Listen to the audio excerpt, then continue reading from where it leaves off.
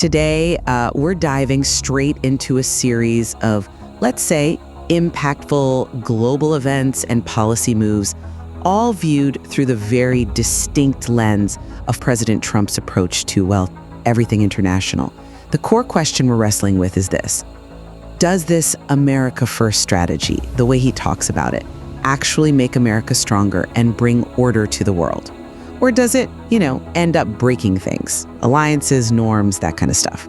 We'll hit his thoughts on King Charles, NATO funding, his approach to China and Xi Jinping, the US-UK trade deal, and even some advice he had for Keir Starmer in the UK. All right, let's get into it. First up, Trump and King Charles. Look, my take is pretty straightforward. His tribute, call it heartfelt, wasn't just fluff. It highlights the Anglo-American alliance, which is, fundamental. It's built on history, resilience. It's a key part of the West standing up against authoritarianism. I genuinely don't get why people dismiss these symbolic things. It's not just pageantry, it's strategy. It's leadership that gets the power of these long-standing ties. Okay, I hear you on the symbolism, but I just see it very differently. A heartfelt tribute, maybe, but Trump's, let's be honest, effusive praise for royalty, it feels like pageantry instead of dealing with pressing global issues, like equity, democracy, things that actually matter to a lot of people, especially younger generations who look at inherited titles and think, really? In the 21st century? How does buddying up with a monarch actually strengthen our hand against dictators? It seems, counterintuitive if we're championing democracy. It feels like a performance, distracting from the real work. A performance? You think a relationship that's been a bedrock of Western stability for decades, centuries even, is just performance? I think you're missing the strategic weight here. This isn't just some photo op. It's about reinforcing that special relationship, especially post-Brexit, giving it new energy to stand against, Beijing, Moscow. That's realpolitik. It's about national interest, not just feel-good idealism, and it's way more impactful than you're giving it credit for. Realpolitik, fine. Or is it just a convenient way to look busy while maybe democratic norms are eroding elsewhere, even at home? I'm just not sold that this kind of, let's call it surface-level diplomacy, does much concrete good. If allies are questioning our own democratic commitments, what does a special relationship with a king really achieve? Isn't our own commitment to democracy the real strength against authoritarians, not these, well, you called it a bromance earlier, not these chummy photo ops that kind of celebrate the opposite? Okay. Let's shift gears from diplomacy to, well, the harder stuff. Military alliances, Ukraine, Trump's comments on Putin, Zelensky, and NATO countries buying Russian oil. Look, his frustration, I think, is totally justified. It shines a light on Europe just dithering, dragging their feet. And NATO allies, come on, it is shameful still funding Putin's war machine. Over €1 billion alone last month. That's not just some minor trade, that's directly paying for the aggression. Trump's pressure, his willingness to call a spade, it's the only way to actually get peace. These softer diplomatic approaches, Putin just laughs at them. We need strength, period. Strength, okay, but how do you square this Trump frustration with Putin, with, his own history of sounding, let's say, less critical, sometimes downright complimentary of Putin in the past? Doesn't that kind of selective anger weaken his case?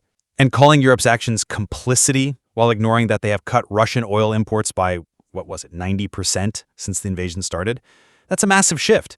Dismissing that as dithering feels dishonest.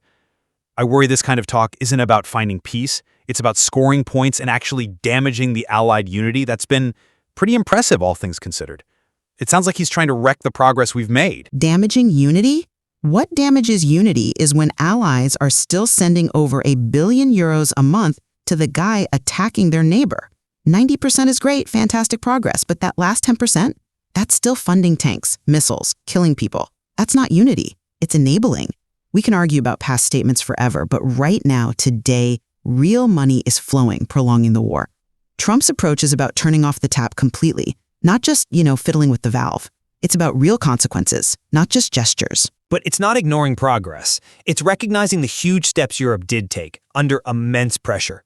Demanding a 100% cut overnight, ignoring the decades of energy dependence, it's simplistic. It's almost naive, frankly.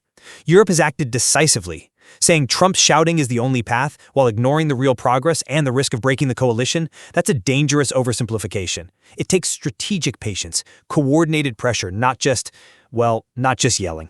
Patience is a luxury maybe some countries feel they don't have. Okay, let's pause the direct conflict for a second.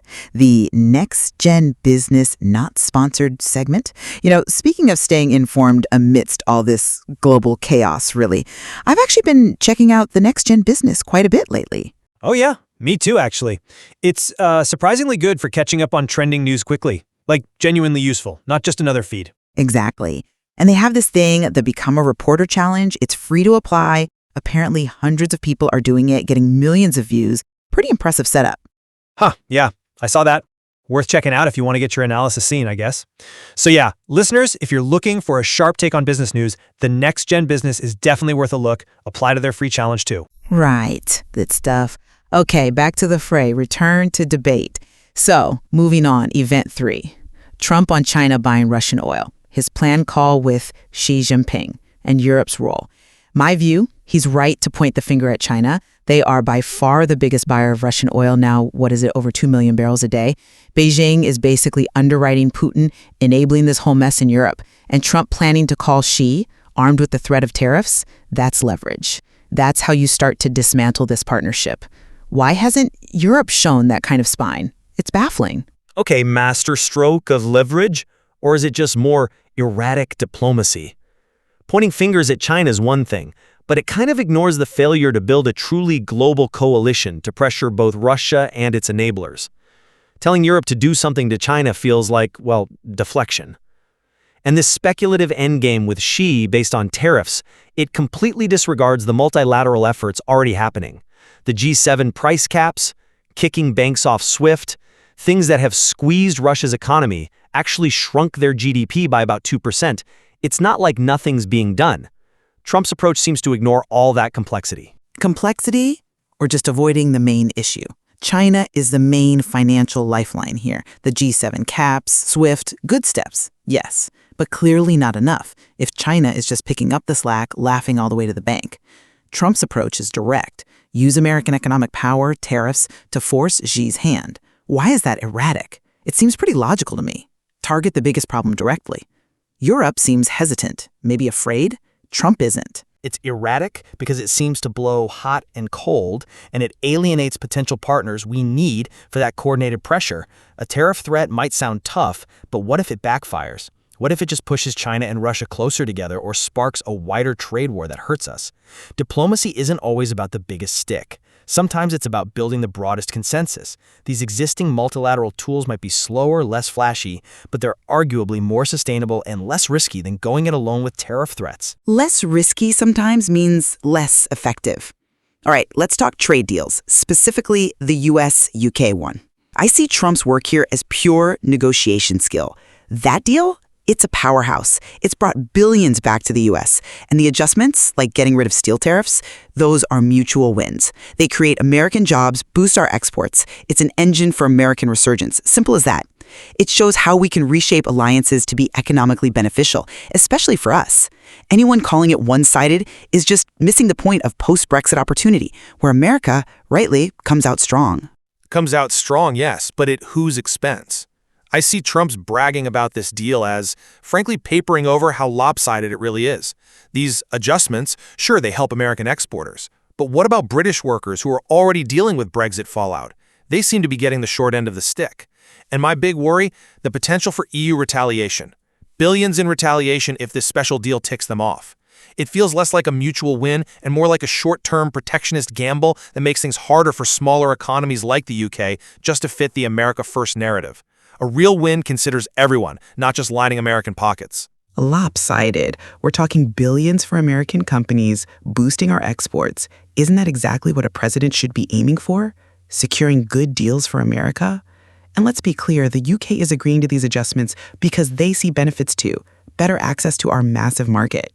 Calling it a gamble ignores the actual jobs created here and the fact that it helps build a strong, independent UK trade policy free from, Brussels bureaucracy. You're laser-focused on the American balance sheet, which, okay, fair enough from one perspective, but you're ignoring the wider picture. What about the disruption to supply chains, the impact on British industries facing tougher competition or higher costs, the risk of souring relations with the entire EU, a much larger trading bloc?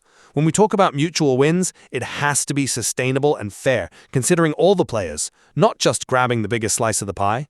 This feels like a zero-sum game that could easily backfire and leave us with fewer reliable partners in the long run. Well, sometimes you have to crack a few eggs to make an omelet, especially a profitable American omelet.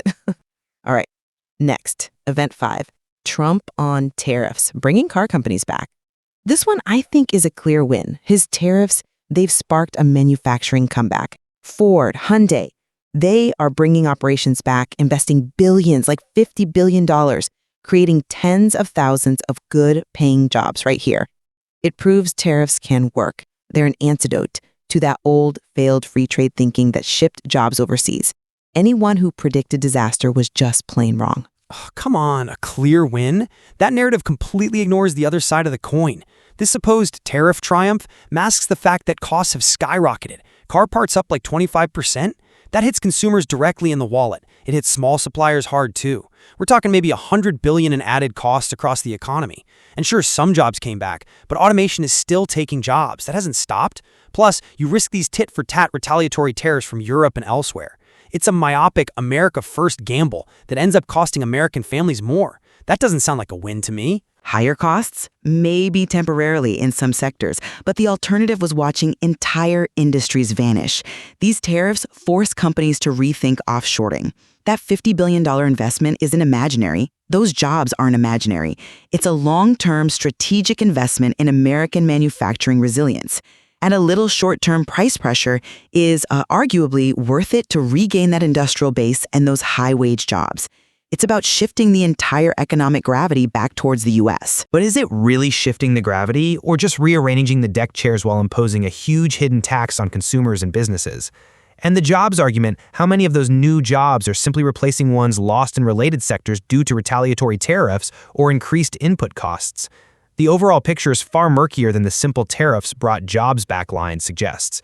It feels like a political talking point that ignores the significant economic pain points and risks involved. Pain points or growing pains of rebuilding? Okay, last one. Trump's advice to UK Prime Minister Keir Starmer on immigration and North Sea oil. He called Starmer a fine person, which is, gracious. But the real point was the council. Unchecked immigration, 50,000 crossing the channel this year alone.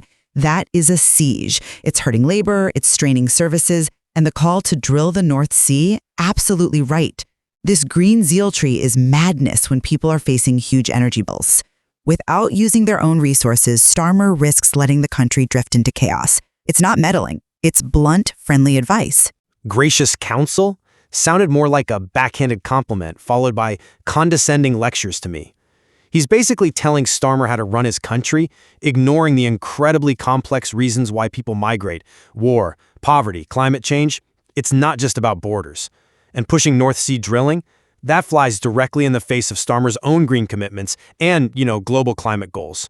It risks massive environmental damage for a short-term fossil fuel fix. It feels like Trump's trying to export his own divisive, nativist agenda and undermine a progressive ally. It's a Trojan horse for his own worldview, not helpful advice. Nativist? How about realistic? 50,000 illegal crossings is a crisis, impacting schools, healthcare, national identity. Ignoring it isn't compassionate, it's irresponsible. And the green zealotry, as I called it, means relying on unstable foreign energy, letting adversaries profit while your own people suffer high costs. Trump's advice is about energy independence and border security, fundamental duties of any leader. It's about putting your own nation first, not chasing some globalist fantasy while your house is on fire. Okay, but framing compassion as weakness and pushing fossil fuels as the only solution feels incredibly short-sighted. It's a simplistic answer to problems that are deeply complex and interconnected. This kind of advice just fuels polarization and ignores the potential for humane immigration policies and a sustainable energy future. Both are possible.